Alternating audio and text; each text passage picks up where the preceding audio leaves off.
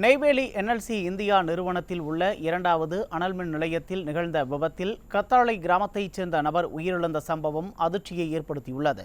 இது பற்றிய கூடுதல் தகவல்களை தலைமை செய்தியாளர் ஜெயக்குமார் வழங்க கேட்கலாம். வணக்கம் ஜெயக்குமார், இந்த சம்பவம் எப்படி நிகழ்ந்தது? விவரங்களை பதிவு செய்யலாம். கண்டிப்பாக உமேஷ், கடலூர் மாவட்டம் நெய்வேலியில் என்எல்சி இந்தியா நிறுவனத்தில் அவ்வப்போது விபத்து ஏற்படுகிறது. விபத்தின் காரணமாக பணியாளர்கள் ஏராளமானோர் உயிரிழந்து வருகிறார்கள்.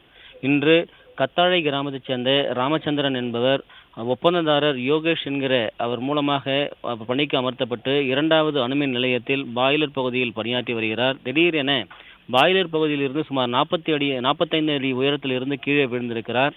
மூச்சு பேச்சு இல்லாமல் இரத்த காயங்களுடன் சம்பவ இடத்திலேயே அந்த கத்தாழை கிராமத்தைச் சேர்ந்த ராமச்சந்திரன் பரிதாபமாக பலியாகி இருக்கிறார்.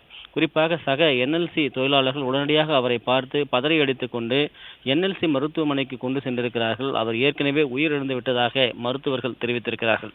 குறிப்பாக என்எல்சி நிர்வாகம் ஒப்பந்த தொழிலாளர்களை அவசர காலமாக வரக்கூடிய ஸ்டாய்ஸ்டம் என்று சொல்லப்படுகின்ற தொழிலாளர்களுக்கு போதிய பாதுகாப்பு உபகரணங்கள் அளிக்காமல் இதுபோன்று பணியில் ஈடுபடுத்தி வருவதாக ஒரு குற்றச்சாட்டு முன்வைக்கப்பட்டிருக்கிறது. கடந்த 10 தினங்களுக்கு முன்பு நயினார்குப்பம் பகுதியைச் சேர்ந்த சக்கரவர்த்தி என்பவர் இதே போன்ற பாய்லர் விபத்தில் மிகவும் கொடூரமான முறையில் அவர் இறந்திருக்கிறார். குறிப்பாக அங்கு பணியாற்றிய ஜேசிபி இயந்திரம் அந்த உடல் மீது ஏறி முழுமையாக அவர் சிதலமடைந்த உடலாக அவருக்கு வழங்கப்பட்டிருக்கிறது.